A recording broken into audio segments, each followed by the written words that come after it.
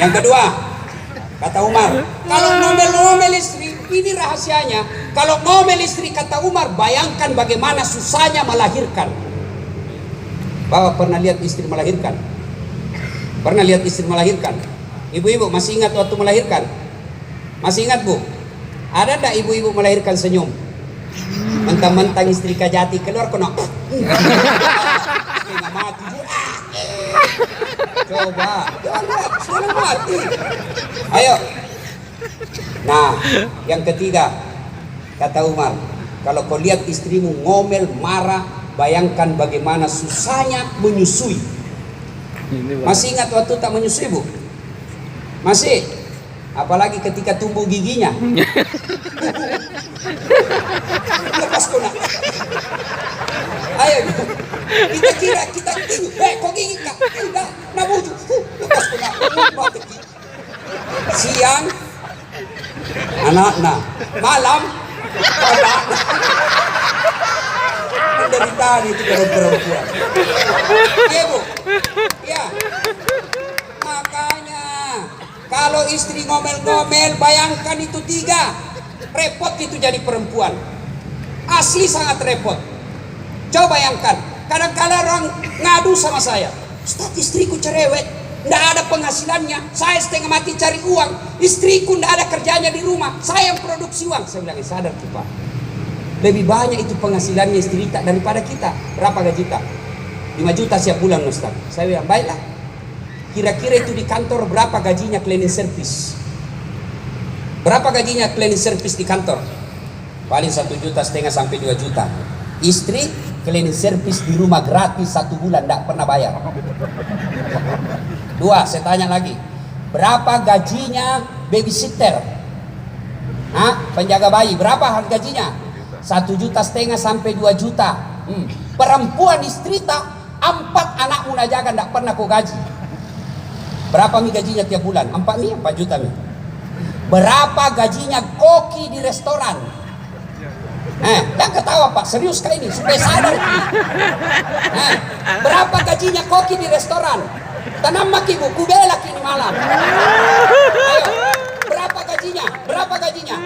Koki sampai 3 juta. Berapa mi? 7 juta mi. Coba, berapa gajinya itu pelondri? Tukang setrika. Itu setrika gratis. Apalagi kalau mau cerita mesum. Berapa itu perempuan penghibur malam 1 jam? Nah kau istrimu 24 jam gratis. Kau ketawa, serius orang ini. Supaya sadar kau bawa banyak uangnya itu istrimu. Ya Bu? Ya. Maka Pak, berapa istrinya Nabi? Jangan ketawa. Coba, berapa istri Nabi? 11. Dari 11 istri Nabi, tidak ada satupun yang mengatakan saya menyesal menikah sama kamu Muhammad. Tidak ada.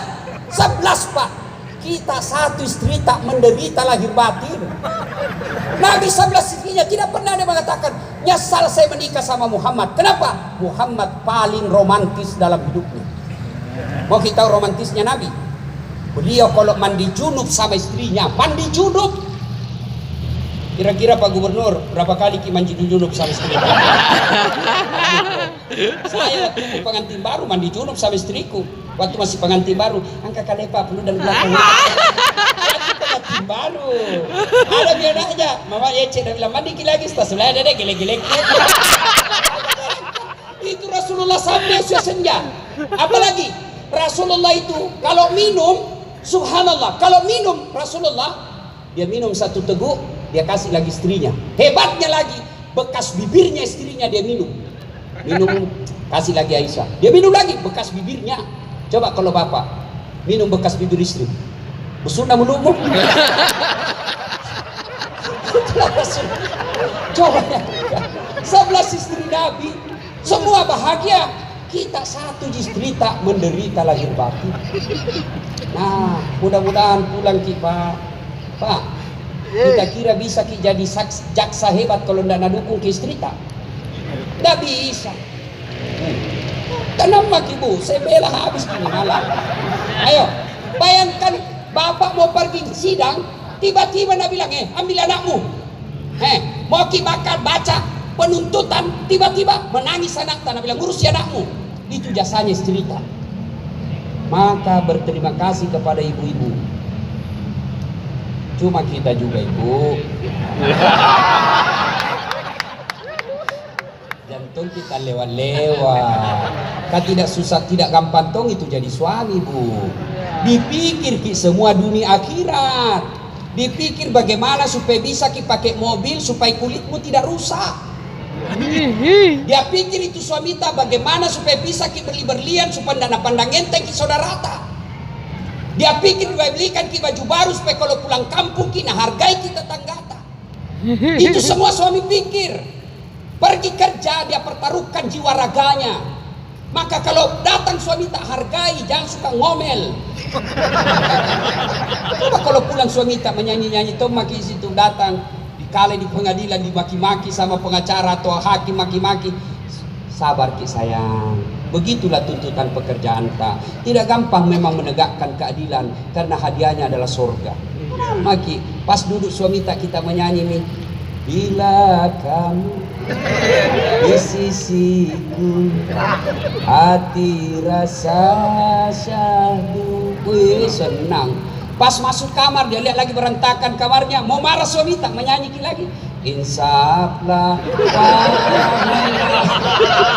tanam perasaan. Itu lagunya ibu-ibu dulu. Ibu-ibu zaman dulu. Zaman dulu. Sekarang ibu-ibu lagunya apa? Yo ayo. Ayo poligami. Alhamdulillah saya ingat. Hati-hati Agustusan. Ya, biasanya kalau Agustus ada lomba-lomba, ibu majelis taklim ikut. Tidak dilarang lomba olahraga, tapi jangan campur laki perempuan. Bayangkan kalau perempuan di depan, sempit bajunya, sempit celananya, ada itu. Ya satu, dua. Suami di belakang suaminya orang, tiga. Itu majelis taklim jangan begitu bu. Ya boleh ikut lomba tapi jangan campur laki perempuan. Apalagi kalau malam itu ada lagi lomba-lomba menyanyi. Boleh tapi jangan nyanyi yang sembarang. Kalau 17 Agustus lagunya itu bu, putar ke kiri nona, kanan. Orang beleng-beleng. Agak tahu terus kayak ini bu. Bagus lah nyawa nyanyinya. Kan juga mentang-mentang pensiun suami. Pas baring-baring apa lagunya? Bila Israel datang mencari suaminya betul tak mati. Ibu-ibu terutama yang sudah pensiun, jaga perasaannya suami tak. Kalau pensiun itu suami tak gampang pecu, gampang ngambek. Ada namanya post power syndrome. Sampai-sampai ada datang, Ustaz, gampang sekali tersinggung sekarang. Kenapa? Kan pensiun mak, kalau pagi itu kodong tidur mak di kamar, di ruang tamu sama itu kucing. Pagi-pagi tidur, lewat istriku, nah tendang itu kucing. Apa ini kucing? Tidur saja kerjanya. Tersinggung Ustaz. Coba itu laki-laki kalau sudah pensiun, jaga perasaannya. Kalau jangan saya dulu suami tak pensiun nih, jaga lalu perasaannya.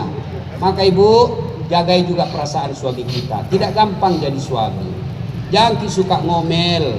Karena tidak ada laki-laki yang betah kalau ibu-ibu suka ngomel. Bagaimana suamimu tidak digait orang lain? Dia pergi ke sana kemari naik pesawat kelas bisnis kelas. Sampai di rumah pelayanannya kelas ekonomi. Maka baik-baiklah kepada suami.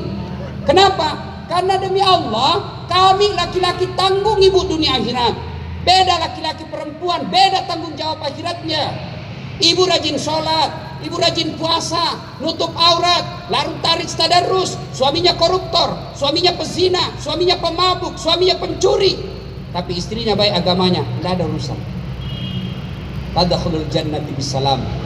Nabi bilang malaikat, ibu, ini 7 pintu sorga, masuk maki dari pintu mana yang kita mau.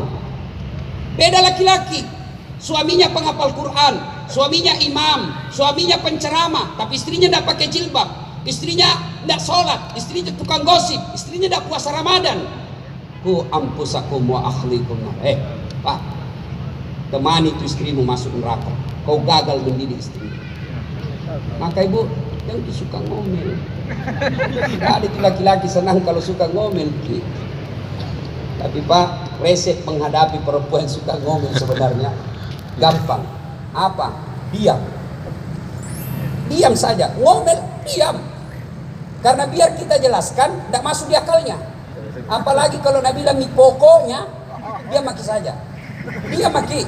Dijelaskan satu muncul dua. Dijelaskan dua muncul tiga. Tentas semuanya. Naungkan lagi 5 tahun yang lalu. Maka resepnya diam. Ya, kalau dia ngomel, diam. Resep menghadapi laki-laki, suami kita jangan ngomel. Resep menghadapi perempuan, diam. Insya Allah. Umar bin Khattab, laki-laki yang pemberani, tapi berhadapan dengan istrinya, sangat dia sayang istrinya. Berikutnya, Umar dalam meneruskan keturunan. Umar lagi rahasia. Tiba-tiba dia melihat percakapan. Apa percakapannya? Seorang anak gadis berbicara kepada ibunya, pedagang susu. Dia bilang ibunya, nak, tambah-tambah ku air itu susu supaya besok jumlahnya lebih banyak untung tak? Apa nak bilang anaknya? Takut kak mak. Nah ada apa ki nanti Umar?